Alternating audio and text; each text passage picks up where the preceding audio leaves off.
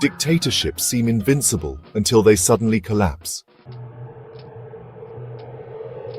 For nearly 3 decades, Isaias Afwerki has ruled Eritrea with an iron grip, turning it into the North Korea of Africa, a country rich in natural resources, strategically positioned along the Red Sea, yet suffering from extreme poverty, mass exodus, and militarization. But now, something historic is happening. In a recent conference in Addis Ababa, Eritrean opposition figures announced their intent to remove Afwerki by force. This group, known as the Blue Revolution, consists of Eritrean exiles, former soldiers, and activists who have exposed the regime's brutality across Europe and America. For the first time, Ethiopia is signaling its support for an armed opposition against Eritrea's government. But why now? What caused this shift? And could this be the end of Afwerki's rule? Let's analyze. Eritrea's people have been trapped in one of the world's most repressive regimes. With no elections since independence in 1993, no free press, and an indefinite national service, Eritrea has seen millions flee to Sudan, Ethiopia, Europe, and America. Young Eritreans are forced into military service for life, working in brutal conditions with no future. The result? A country left with mostly elderly people and women, while the youth flee in desperation. Despite having gold, potash, and vast sea wealth, the Eritrean economy has collapsed, crushed under Afwerki's paranoia and obsession with militarization over development. But now, the opposition is organizing, and support for a regime change is growing internationally.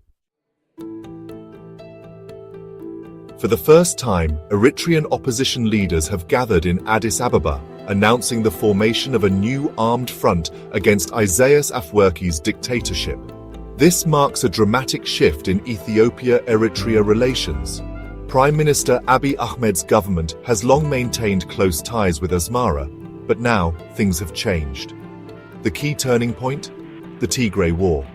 During the Tigray War, from 2020 to 2022, Eritrean troops fought alongside Ethiopian forces against the TPLF, the Tigray People's Liberation Front, one of Afwerki's longtime enemies.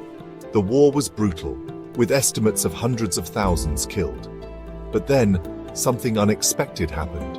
The war ended with the Pretoria Peace Agreement, signed between Ethiopia and the TPLF, excluding Eritrea completely.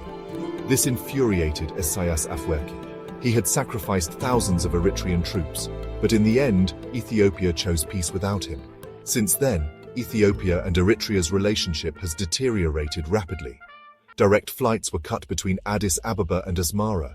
Telecommunication links were severed. Political trust was shattered. Now, Ethiopia seems ready to support opposition forces to remove a leader it once called an ally. The Blue Revolution is not just another Eritrean opposition group. It is a well-organized global movement of Eritrean exiles, many of them young, politically active, and deeply connected to Western governments. For years, they have been exposing Eritrea's brutality on the international stage. They have disrupted Eritrean cultural festivals, where regime supporters gathered. They have confronted Eritrean diplomats in Europe and the United States.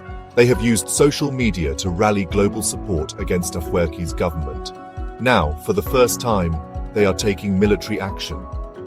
This new armed opposition movement is forming at a time when global politics are shifting.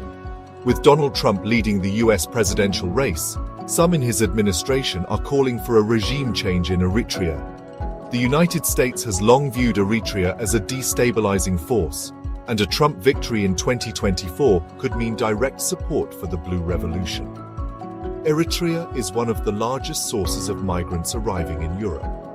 European governments want to end this exodus, and many believe that removing Afwerki is the only solution.